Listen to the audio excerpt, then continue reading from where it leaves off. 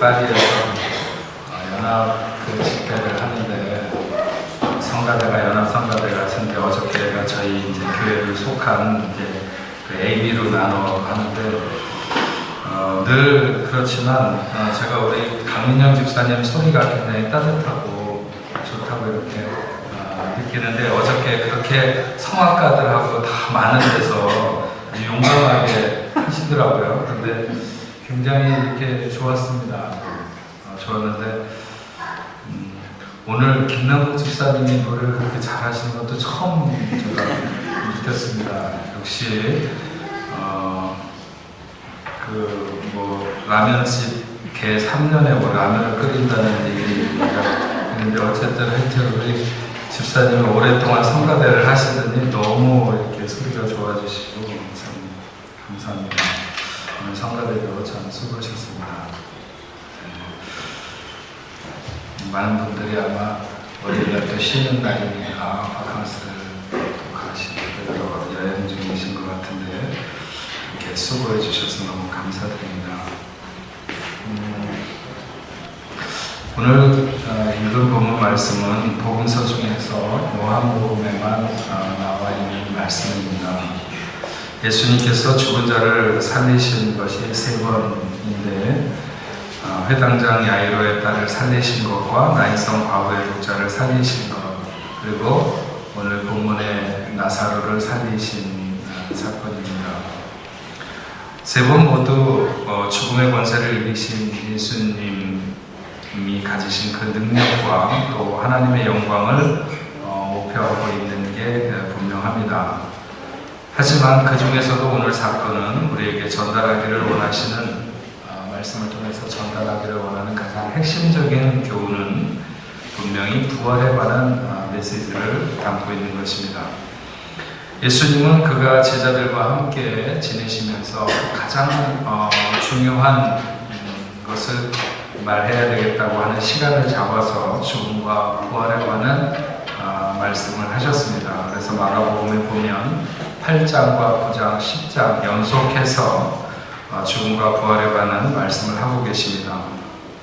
주님께서 병든 자를 고치시거나 혹은 죄인의 친구가 되시고 슬픈 자의 위로가 되시는 그 모든 사역들 중에서 주님이 가장 힘들고 어렵다고 생각하신 게 있다면 그것은 아직 죽지 않은 자신의 죽음에 대해서 제자들이나 주변에 있는 사람들에게 분명히 알려주시는 것과 또 하나는 죽지 않은 자기가 죽은 후에 다시 살아나야 할 것이라고 하는 부활에 대해서 알려주는 것이 참 쉽지 않은 것이었습니다. 하지만 그것은 그분에게 있어서 매우 중요한 사역이었고 반드시 그래야 됐기 때문에 늘 마음 한가운데 이 문제에 대한 안타까움이 자리하고 있었을 것입니다. 만약 사랑하는 사람들을 남기고 세상을 떠나야 되는 사람에게 시간이 얼마 남지 않았다고 하면 그 사람의 마음이 안타까웠을 것입니다. 초조하고 예수님에게 그런 마음이 있었던 것이죠. 공생애를 살아가시는 3년 동안에 늘 그런 마음이 그의 중심에 있었습니다. 그러다가 죽음과 부활에 관해서 사람들에게 크게 깨우쳐 줄 수 있는 아주 중요한 사건을 마주하게 됩니다. 그것이 바로 오늘 말씀에 나오는 그런 사건이죠. 베다니에 사는 마리아와 마르다의 오라비인 나사로가 병들어 죽게 된 것입니다. 마리아는 나병 환자 시몬의 집에서 예수님께 향유를 부어서 주님의 죽으심을 미리 준비했던 그런 여인이죠. 주님의 사랑받는 가정이었습니다. 그래서 혹시라도 주님이 이 베다니 근처를 지나가실 때가 있으면 반드시 들려서 편안하게 머물다가 가시는 마리아도 그렇고 마르다도 그렇고 그들이 모두 예수님을 진정으로 사랑했던 사람들이었기 때문에 이 3남매가 살고 있는 가정은 예수님께서 그의 사역을 해나가시는 데 있어서 아주 편안한 그런 안식처와 같은 그런 가정이었습니다. 나사로가 병이 들어 급박하게 죽어간다고 하는 급박한 순간이 되었을 때 마리아와 마르다는 자기 집으로부터 하루길쯤 떨어져 있는 곳에서 사역을 하고 계시는 예수님에게 사람을 급히 보냈습니다. 틀림없이 주님이 자기 가족 이상으로 애정을 가지고 있기 때문에 달려오실 것이라고 예상을 하고 사람을 보낸 것입니다. 그런데 우리가 요한복음 11장을 읽어보면 알지만 예수님께서 나사로가 병들어 죽게 되었다는 말씀을 들으시고 이렇게 말씀하십니다. 이 병은 죽을 병이 아니라 하나님의 영광을 위함이다. 하나님의 아들이 이로 말미암아 영광을 받게 하려 함이다. 이렇게 말씀합니다. 모든 병은 다 죽음을 향해서 가는 게 정상입니다. 근데 나사로의 병은 죽을 병이 아니라 하나님의 영광을 위한 병이라. 이렇게 그래서 예수님과 하나님 사이에 긴밀한 관계를 드러내게 되는 뭔가가 그 병 가운데 있다는 거죠. 나사로의 병 가운데 하나님과 예수님 사이에 뭔가를 드러내려고 하는 그런 이유가 들어있다고 하는 것입니다. 우리가 상식적으로 생각하는 것은 병은 고통이고 죽음은 절망이다. 이런 것들이 사람이 생각하는 공식입니다. 감기만 좀 심하게 걸려도 죽을 것 같고 너무 힘들지 않습니까? 고통스럽습니다. 죽을 병에 걸린다고 하는 것은 그 죽을 병에 걸린 사람도 물론이지만 주변에 있는 사람도 다 죽을 지경에 이르게 되는 거죠. 여러분, 하나님의 영광은 우리의 삶이 푸른 초장으로 인도되거나 혹은 맑은 시내와 같은 곳에서만 나타나는 것은 아닌 것 같습니다. 거칠고 메마른 땅, 병들고 상한 심령을 통해서도 하나님의 영광이 나타난다. 아니, 어쩌면 오히려 그런 환경과 그런 상태에서 더 역사적인 하나님의 영광이 나타날 수 있다고 하는 것이죠. 죽을 병이 걸렸는데 죽을 병이 아니라 하나님의 영광을 위함이라고 하는 것입니다.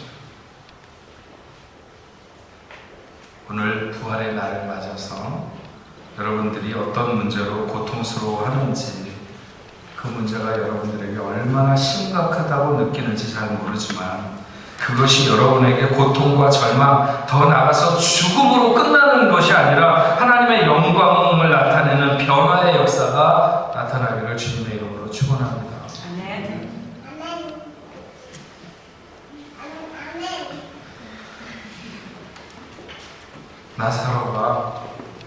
나사로가 죽을 병에 걸렸다는 이야기를 전해 듣고 실제로 사람들이 예수님에게 떠난 직후에 아마 나사로가 죽은 것 같습니다. 그런데 예수님은 나사로의 이야기를 들으시고도 그곳에서 이틀을 더 머무셨다고 기록합니다. 예수님은 나사로를 정말 사랑하고 아꼈습니다. 그런데 왜 그분이 지체하며 빨리 발걸음을 옮기시지 않았을까? 예수님이 그날 생각나는 대로 주변을 떠돌면서 사역을 하고 계신 것은 아니었을 것입니다. 그래서 그곳에서의 사역에도 계획이 있으셨을 것입니다. 하지만 그 사역이 나사로가 죽어가고 있다는 사실보다 더 중요해서 그곳에 그렇게 머무신다고 하는 느낌을 받을 수는 없습니다. 원하시면 얼마든지 배단위로 발걸음을 옮기실 수 있고 그 다음에 자신이 하시던 일을 해나가실 수도 있었을 것입니다. 하지만 주님은 그가 원래 계획하신 대로 그곳에서 사역을 위해서 이틀을 더, 아니 다른 곳으로 옮기시려고 했는데도 불구하고 어쩌면 거기서 이틀을 더 머무셨는지도 모릅니다. 그리고 베다니에 도착하셨을 때 이미 나사로가 죽은 지 나흘이 되었습니다. 그러니까 위급하다고 사람들을 예수님에게 보낸 직후에 나사로가 죽은 게 확실합니다. 왜냐하면 그 사람이 예수님에게 가는데 하루, 또 이틀 동안 거기서 유하시고 예수님이 그곳에 오는데 하루 해서 나흘이 된 것이죠. 그래서 이 마르다도 왜 빨리 안 오셨느냐 이렇게 말하는 게 아니라 주님이 여기 계셨더라면 내 오라비가 죽지 아니하였겠나이다. 왜 주님이 빨리 오시지 않았을까? 소식을 듣자마자 달려가도 이미 죽은 지 이틀이 되었을 것입니다. 그걸 미리 아셨기 때문에 그렇게 빨리 안 가셨을까? 왜 주님이 배단위로 발걸음을 빨리 옮기시지 않았는가에 대해서 성경적으로 우리가 생각할 수 있는 가장 합당한 이유는 이 병은 죽을 병이 아니라 하나님의 영광을 위함이라. 하나님의 아들이 이로 말미암아 영광을 받게 하려 함이라. 이유는 여기 있습니다. 이유는 여기 있어요. 예수님께서 우리의 삶을 통해서 자신의 영광을 보이시기를 원할 때 이 일에 대해서 우리가 원하는 시기보다 때로는 한 템포 늦추어서 응답하시는 경우를 우리가 많이 경험합니다. 여러분 삶에도 그런 시간들이 있으셨죠? 나는 이 시간에 역사되기를 원했는데 하나님께서 더 시간을 끌고 템포를 늦추시는 거예요. 그런데 그게 하나님의 뜻이지. 하나님께서 그렇게 늦게 해주시는데 틀림없이 이유가 있었어. 우리의 삶에서 여러분들 발견하시잖아요. 학교를 진학하는 문제든지, 배우자를 만나는 시기에 관한 문제든지, 자녀의 문제이든지, 평생 추구하며 살아가는 진로의 문제를 결정할 때 우리가 원하는 시간과 하나님의 응답하시는 시간의 시차가 있는 것입니다. 우리는 예수님을 우리에게 일어난 문제 해결자로 삼기를 원해요.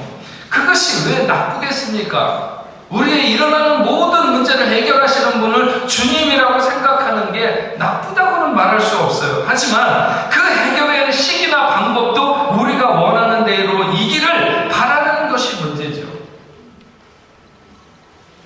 항상은 아니지만 예수님께서는 우리가 응답해 주시기를 원하는 시간에 오히려 침묵하시면서 우리로 하여금 기다리게 하실 때가 있다고 하는 것이죠. 그 기다림이 길어지면서 우리의 원망이 시작되는 거예요. 그래서 주님 빨리 응답 안 하셔서 이 일이 이렇게 망가지게 되지 않았느냐, 기회를 놓치게 되지 않았느냐 하는 것이죠. 마치 예수님이 빨리 오시지 않아서 나사로가 죽게 되었다고 하는 것처럼. 하지만 예수님께서 베다니로 불이 나게 쫓아오시지 않으신 이유를 생각해보면 모든 상황에서 우리의 믿음이 부족했음을 우리는 깨닫게 됩니다. 이유가 있으셔서 지체하신 거예요. 더 놀라운 계획이 있으셔서 빨리 달려오시지 않은 거예요. 우리에게 뒤늦게 응답되는 모든 일에 하나님의 작정하신 뜻이 있으신 줄로 믿습니다. 죽음과 부활에 관해서 늘 초조하게 사람들에게 가르치시고 싶었던 주님은 나사로의 죽음은 이 사실을 가르치는 데 있어서 더없이 중요한 현장이 마련되고 있었던 것이죠. 사람이 죽으면 바로 그날 무덤에 누이는 게 당시의 풍습이고, 그래서 장례의 중요한 부분이 그렇게 일단은 끝나요. 물론 그렇게 사람을 묻고 그 다음에 조문객을 받고 슬퍼하고 위로하는 절차가 뒷부분에 남아 있습니다. 어쨌든 간에 나사로는 이미 무덤에 들어간 지 나흘이나 지났어요. 마르다나 마리아의 생각에 뻘칠 수 없는 아쉬움이 한 가지 있습니다. 내 오라비가 죽은 것이 어쩔 수 없었어도 이 마리아와 마르다에게 지울 수 없는 어떤 그런 아쉬움, 그게 뭐냐면 그들은 예수님에게 놀라운 능력이 있는 것을 알고 있었습니다. 수많은 병자들을 고치는 것도 봤고 귀신을 쫓아내는 것도 목격했고 그런 것들이 자신의 삶 속에 이루어졌던 경험도 충분히 있습니다. 그래서 주님을 믿어요. 그래서 주님이 만약에 계셨다면 자기들의 오라비가 죽지 않았을 것이라고 하는 안타까움을 지울 수 없는 거죠. 근데 이미 버스가 지나가버렸어요. 그런 아쉬움으로 예수를 대할 때 예수님이 마르다에게 말합니다. 내 오라비가 살아나리라. 마르다는 놀라지 않았어요. 자기도 알고 있었어요. 사람이 죽으면 언젠가 세상 끝날에 다시 살아나게 된다는 것을, 그것은 당시 많은 사람들이 보편적으로 가지고 있었던 내세관이고 부활관이었어요. 그러니까 언젠가 살아나겠지, 죽었으면. 그런 생각이 마르다에게도 있었을 거예요. 그래서 마르다가 말합니다. 마지막 날 부활 때는 다시 살아날 줄을 내가 아나이다. 예수님께서 말씀하셨습니다. 나는 부활이요 생명이니 나를 믿는 자는 죽어도 살겠고 무릇 살아서 나를 믿는 자는 영원히 죽지 아니하리니 내가 이것을 믿느냐? 마르다가 말했어요. 주여 그러하외다. 주는 그리스도시요 세상에 오시는 하나님의 아들이신 줄 내가 믿나이다. 제가 성경을 아무리 이렇게 여러 번 읽어봤어요. 보면 마르다는 충분히 이해가 되지 않았어요. 예수님께서 말씀하시는 말씀이 충분히 이해가 되지 않았어요. 그의 신앙 고백이 훌륭하기는 했지만 적어도 자기의 오라비 나사로가 지금 당장 살아날 것이라고 하는 것을 믿고 있는 것은 아니었어요. 주님이 당장 살려내겠다는 말도 들리지도 않았어요. 그래서 충분히 이해가 되지 않았지만 그냥 예수님께서 그냥 뭐라고 말씀하시고 끝나면 좋은데 물어보니까 네가 믿느냐? 그게 당황스럽잖아요. 말은 다 이해되지 않았는데 물어보니까 그냥 그런 것 같습니다 하면서 그냥 얼른 얘기하기는 하는데 굉장히 훌륭하게 얘기는 했어요. 근데 정확하게 피트가 맞는 것은 아니었어요.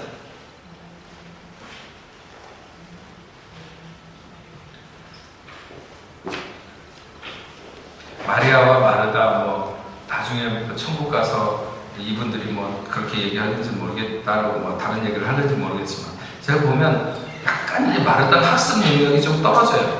이게 이제 공부 잘하는 타입과 못하는 타입으로 보면 동생은 공부를 잘하는 타입이야. 늘 이렇게 예수님 앞에서 말을 듣기를 좋아하고 이렇게 생각하는. 마르다는 뭔가 덤벙덤벙 봉사도 열심히 하고 왔다 갔다 뛰어다니기는 하는데 이렇게 좀 심오한 얘기로 들어가면 복잡해, 머리가 일단. 그런 사람들이 있잖아요. 마르다가 좀 그런 타입인 것 같아요. 그러니까 그냥 얼른 여기서 빨리 피해야지. 그리고 이제 동생을 부르러 가는 거예요. 동생을 데리고 왔어요. 이번 동생 마리아가 달려와서 주님에게 말합니다. 언니와 똑같이 말하죠. 주께서 여기 계셨더라면 내 오라비가 죽지 아니하였겠나이다. 그러면서 그 말 아래 엎드려갖고 펑펑 우는 거예요. 이 마리아가. 동생은 언니보다 예수님에 대한 신뢰와 사랑이 더 컸던 것 같습니다. 전 재산같이 보이는 향유를 예수님에게 부은 것도 마리아죠. 그들을 위로하기 위해서 몰려왔던 많은 유대인들도 그가 예수님의 발 앞에서 그렇게 엉엉 우는 그런 모습을 보면서 저절로 자기들의 눈에도 눈물이 흘렀어요. 유대인들도 그래서 울었어요. 그렇게 우는 마리아와 마르다, 그리고 그 유대인들, 그리고 나사로의 죽음을 대하면서 그 죽음이 만들어낸 안타까운 광경을 보면서 주님도 눈물을 흘리셨다고 기록하고 있어요. 사람들이 말했어요. 예수님이 얼마나 그를 사랑하셨는가, 얼마나 그들을 사랑하셨기에 저렇게 예수님조차도 눈물을 흘리시는가, 이렇게 말하는 사람이 있었고, 또 어떤 사람이 말하기를 그렇게 맹인의 눈을 뜨게 하던 그 능력 있는 사람이 이 사람을 죽지 않게 할 수는 없었더냐. 약간 조롱도 섞인 거죠.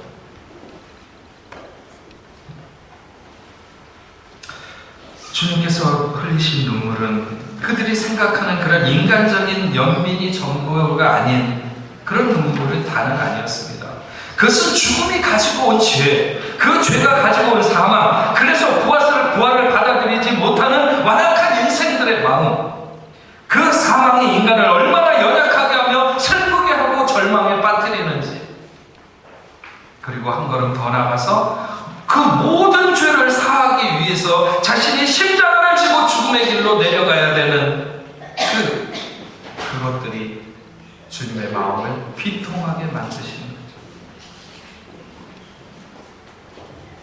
예수님은 무덤 앞에 가셔서 돌을 옮겨놓으라고 하셨습니다. 마르다가 말했습니다. 주여, 죽은 지가 나흘이나 되므로 벌써 냄새가 나나이다. 마르다가 앞에서 이야기한 예수님의 이야기를 충분히 이해하지 못했다는 게 이거 보면 알 수 있어요. 나는 부활이요 생명이니 나를 믿는 자는 죽어도 살겠고 이렇게 말씀하셨는데, 주여, 죽은 지가 벌써 나흘이나 되므로 벌써 냄새가 나나이다. 삶과 죽음의 경계는 명확합니다. 저도 죽은 분들을 어린아이에서부터 어른까지 많은 사람들의 죽은 시신의 모습을 내려다봤고, 10년을 아파서 매일매일 금방 죽을 것 같은 사람과 방금 죽은 사람에게도 엄밀한 차이가 있습니다. 그 경계가 분명하죠. 호흡이 멈춘 사람이 자연으로 돌아가는 속도는 매우 빠릅니다. 굉장히 빠릅니다. 그리고 그 나라는 매우 더운 나라였기 때문에 그날 장례를 치르지 않으면 큰 낭패를 겪게 됩니다. 그래서 일단 무덤에 처리하고 슬픔의 시간을 나중에 갖는 거예요.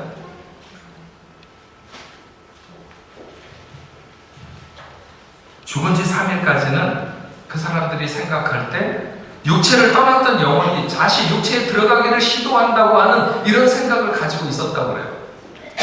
그래서 나흘이 되었다고 하는 것은 그런 사람들의 생각이 완전히 차단된,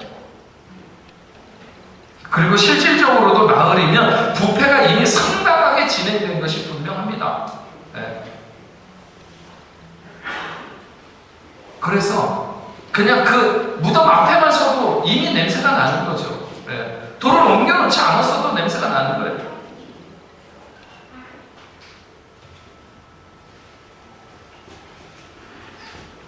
단순히 돌을 옮겨놓기 싫어서가 아니라 돌을 옮겨놓은들 무슨 소용이 있겠느냐는 의미에서 마르다는 그렇게 말하는 거죠. 예수님이 말씀하셨습니다. 내 말이 네가 믿으면 하나님의 영광을 보리라 하지 않았느냐? 예수님은 마르다를 향해서 말씀하셨지만 거기에 있는 모든 사람들이 듣도록 말씀하셨습니다. 내가 믿으면 하나님의 영광을 보리라 하지 않았느냐? 믿으면 하나님의 영광을 보는 줄로 믿습니다. 믿으면 나를 믿는 자는 죽어도 살겠고, 나를 믿는 자는 죽어도 살겠고, 갈라디아서 2장 20절 말씀처럼 내가 그리스도와 함께 십자가에 못 박혔나니 그런즉 이제는 내가 사는 것이 아니오 오직 내 안에 그리스도께서 사시는 것이라. 이제 내가 육체 가운데 사는 것은 나를 사랑하사 나를 위하여 자신을 버리신 하나님의 아들을 믿는 믿음 안에서 사는 것이다. 우리가 믿는 것은 우리가 그리스도와 함께 죽으면 그리스도와 함께 산다는 것입니다. 그러므로 예수를 믿는다고 하는 것은 죽어도 산다는 것을 믿는다는 것입니다. 요한복음 5장 24절에 내 말을 듣고 또 나 보내신 이를 믿는 자는 영생을 얻었고 심판에 이르지 아니하나니 사망에서 생명으로 옮겼느니라. 여러분, 부활은 믿음으로 동참하는 줄로 믿습니다. 믿음을 가지면 부활을 보고 부활을 경험할 것입니다. 돌을 옮겨 놓았습니다. 예수님이 눈을 들어 하늘을 우러러 보시며 기도하셨습니다. 아버지여, 내 말을 들으시는 것을 감사하나이다. 그러니까 그게 죽을 병이 아니라 하나님의 영광을 위함이라고 하는 것은 바로 그런 것이죠. 아마도 주님께서 사람들이 듣지는 못했겠지만 나사로가 병들어 죽을 것 같다고 얘기를 할 때 이미 아버지께 기도를 한 것 같습니다. 이번 일을 통해서 죽음과 부활에 관해서 사람들에게 분명히 알려줄 수 있도록, 내가 이 땅에 온 것은 사람으로 영원히 죽을 수밖에 없는 인생들로 하여금 새로운 생명의 길에 놓이게 하는 이 일을 사람들로 하여금 깨닫게 하기 위한 그런 중요한 교훈의 포인트로 삼으려고 하셨던 것이죠. 아버지여, 내 말을 들으신 것을 감사하나이다. 항상 내 말을 들으시는 줄 내가 알았나이다. 그러나 이 말씀을 하옵는 것은 둘러선 무리를 위함이니 곧 아버지께서 나를 보내신 것은 그들로 믿게 하려 함이니이다. 그러시면서 나사로야 나오라 부르셨습니다. 죽음의 자리에 있던 나사로가 주님의 음성을 듣고 나오게 됩니다. 돌을 옮겨 놓으라고 하는 것은, 주님이 단지 죽은 사람을 위해서 문상을 놓은 것이 아니라고 하는 것을 보여주는 것입니다. 그를 다시 살리기 위해서 그 앞에 오신 것입니다. 주님이 우리를 찾아오신 이유도 다르지 않습니다. 그분은 우리에게 적당한 친구나 적당한 위로자나 적당한 선생이 되기 위해서 우리에게 오신 것이 아니라, 주님은 부활의 주, 생명의 주, 영생을 주시는 그런 주님으로 오늘 우리에게 오셨습니다. 그를 믿는 자는 죽어도 사는 것을 알게 하기 위해서, 그래서 그를 믿는 자는 죽어도 사는 부활의 신앙을 갖고 살아가게 되는 것이죠.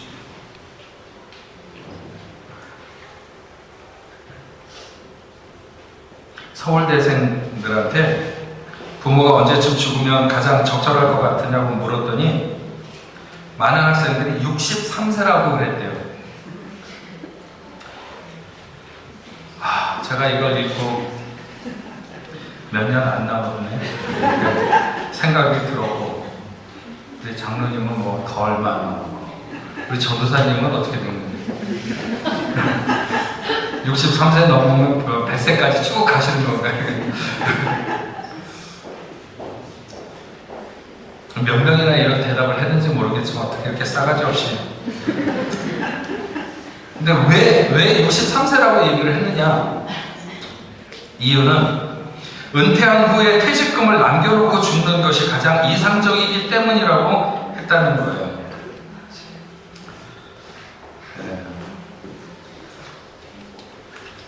서강대 교수가 서울에 거주하는 대학생들을 상대로 아버지에게 가장 원하는 게 뭐냐 이렇게 물었더니 40%가 돈을 원한다 이렇게 대답을 했다는 거예요.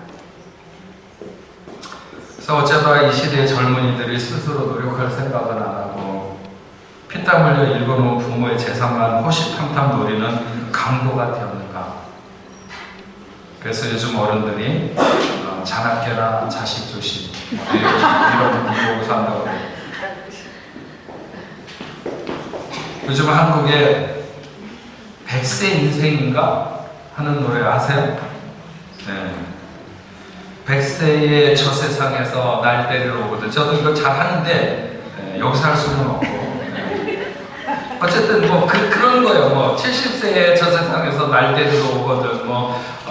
아직 갈 때가 안 됐으니까 뭐라고 얘기해라. 뭐 하여튼 여러 가지 얘기하는데, 네. 내가 알아서 가고 싶을 때 갈 테니까 그냥 신경 끄라고 그래라. 이런 얘기 비슷한 거예요. 네. 누구한테 그런지 몰라도 어쨌든 70도 청춘으로 생각하고 80도 청춘이라고 생각하면서 온갖 약의 병원을 뻔질나게 드나들면서 100세도 마음만 먹으면 가뿐하게 넘기겠다고 욕심부리며 우리가 살려고 할 때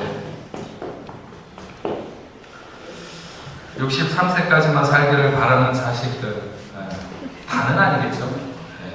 서울대 간 자식들을 두신 분들은 조심하셔야 돼요.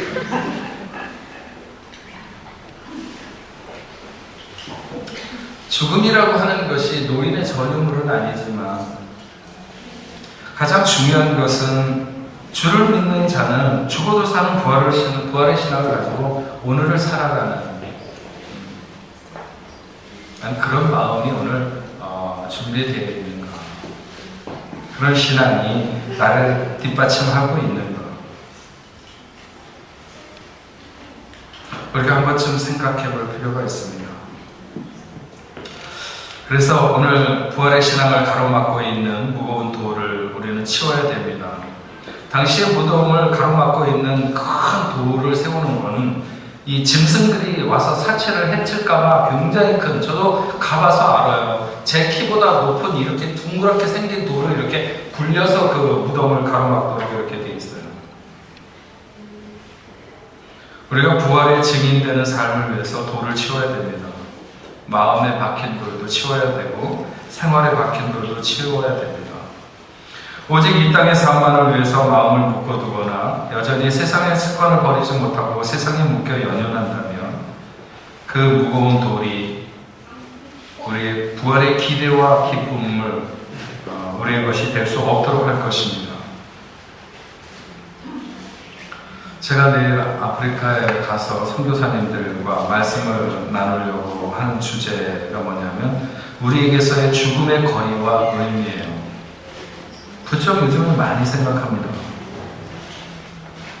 나는 부활이요 생명이니 나를 믿는 자는 죽어도 살겠고,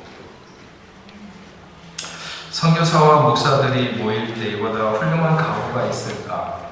혹은 이보다 훌륭한 위로가 있을까? 이런 생각을 해보게 됩니다. 그래서 이 말씀을 전하려고 합니다. 우리들에게도 역시 마찬가지일 거라고 생각합니다. 그와 함께 죽으면 그와 함께 사는 영광의 부활이 우리를 기다리고 있습니다. 우리가 그 신앙으로 무장해서 오늘을 살아가야 될 줄로 믿습니다. 주와 함께 죽으면 주와 함께 삽니다. 세상의 절망이, 세상의 슬픔이 끝이라고 생각하지 않고 그곳에 주님께서 멋지게 반전하시는 부활의 역사가 있음을 오늘도 우리가 믿는 믿음으로 살아가는 저와 여러분 되기를 주님의 이름으로 축원합니다. 기도하겠습니다. 주님 감사합니다. 나를 믿는 자는 죽어도 살겠고, 그렇습니다. 부활의 생명 되신 주님을 믿을 때 우리는 죽어도 사는 그런 놀라운 역사를 우리가 믿고 또 믿음으로 오늘 그렇게 고백하면서 살아가는 저희들이 되게 하여 주옵소서. 때때로 우리는 세상이 우리에게 주려고 하는 혹은 사단이 우리에게 입히려고 하는 이런 절망의 문제들, 거기에서 주저앉을 때가 많이 있습니다. 그러나 우리가 그 고난을 주와 함께 당하면 주와 함께 영광의 자리에 서는 것처럼 우리가 주와 함께 죽으면 주와 함께 사는 것을 분명히 믿습니다. 오늘도 우리가 그 부활의 신앙으로 다시 한번 우리를 무장하고 우리가 어떤 일을 만나든지 우리 앞에 놓여있는 그 부활을 경험하기 위해 가로막고 있는 큰 돌을 치우게 하시고, 그래서 우리가 주님과 더불어 함께 부활의 기쁨을 누릴 수 있는 저희가 다 되도록 주여 도와주옵소서. 예수님의 이름으로 기도합니다.